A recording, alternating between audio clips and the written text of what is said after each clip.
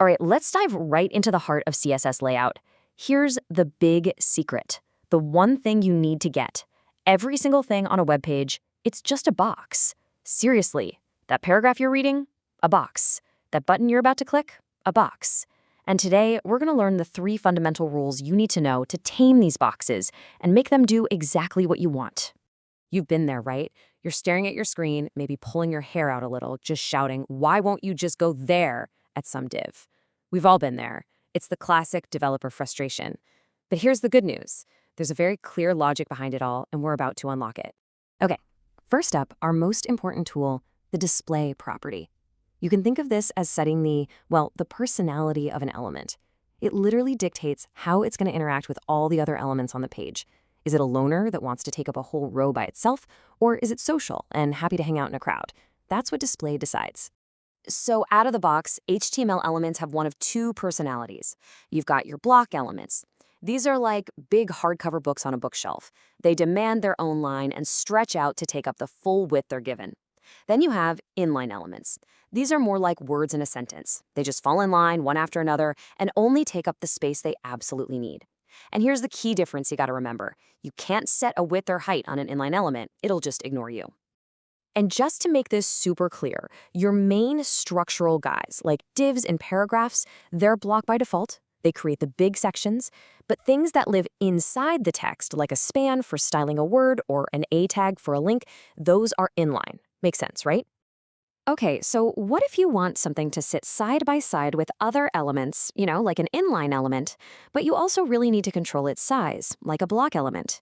Think of a row of navigation buttons. How do you do that? Enter inline block, the perfect hybrid. It's exactly what it sounds like. It lets an element sit on the same line with its neighbors, but it also listens to you when you give it a width and a height. This thing is incredibly useful for navigation menus, photo galleries, you name it. It's a real workhorse. One last thing about display you absolutely need to know: hiding things. Display none completely rips the element out of the web page. Poof, it's gone. The space it took up collapses, and it's like it was never there. But visibility hidden, that just makes the element invisible. It's like a ghost. It's still there, holding its spot in the layout. You just can't see it. That's a huge distinction. All right, on to our second tool. We've defined our box's personality with display. Now it's time to tell it how big to be. And for that, we bring in the width and height properties. And you've got a couple of main ways to do this. You can use pixels to give it a fixed size, like you are 200 pixels wide, and that's final. Or you can make it responsive and use a percentage. If you say 50%, it'll always take up half the width of whatever container it's inside. Ah, yes. The question that has haunted new developers for decades. You do the math. 2 boxes, each 50% wide. That's 100%, right? They should fit perfectly side by side. But the second you add a border, or even a little padding, bam, one of them gets knocked down to the next line. What gives? Well, the reason is kind of wild. By default, CSS adds borders and padding on top of the width you set. So your box is actually 50% plus the border width. It's maddening, but don't worry, there is a simple, beautiful, universal fix for this nonsense.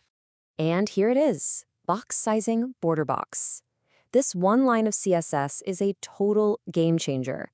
It basically tells the browser, look, when I say a box is 500 pixels wide, I mean the final width with all the borders and padding included is 500 pixels. You do the math. It makes sizing logical and, sane. In fact, this is so useful that it's become a standard best practice. A lot of developers just apply this rule to every single element on the page right at the top of their CSS file. It's like a reset that makes layouts behave intuitively from the get-go. Okay, so we've defined the box's behavior. We've set its size. But what happens when the content inside the box, all that text and all those images, is too big to fit? You get a spillover. And our final tool, overflow, is how we clean up that mess. Just think of your box as a cup and the content as water. The overflow property decides what happens when you pour too much water in. Does it just spill all over the table? Do you just lose the extra water? Or do you get some kind of a magic straw to get to it? So here are your choices. The default is visible, which means the content just spills out, and that usually looks pretty terrible. Hidden just chops off anything that doesn't fit. Scroll slaps on scroll bars even if you don't need them. And then there's my personal favorite, auto. It's the smart one. It only adds scroll bars if the content is actually overflowing. And hey, for those of you who want to get a little more advanced, there's a newer value called clip. It's a lot like hidden, but it can be faster because it completely forbids any kind of scrolling. It's something to keep in your back pocket to explore later on. And there you go. You've just put together your fundamental toolkit for CSS layout. When it comes right down to it, it's all about these 3 core concepts. So let's recap real quick. Display sets the box's personality. Width and height set its boundaries. And overflow cleans up any messes when there's too much content. These 3 work together to give you total control. And I'm not exaggerating here. Yeah, there are more advanced tools like Flexbox and Grid, but truly understanding these 3, display, width, height, and overflow, will solve probably 90% of your everyday layout problems. This is the foundation for everything else. So, the ball's in your court now. You've got the tools. You know how to tame the box, how it behaves, how big it is, and what happens when it gets too full. The only question left is, what are you going to build first?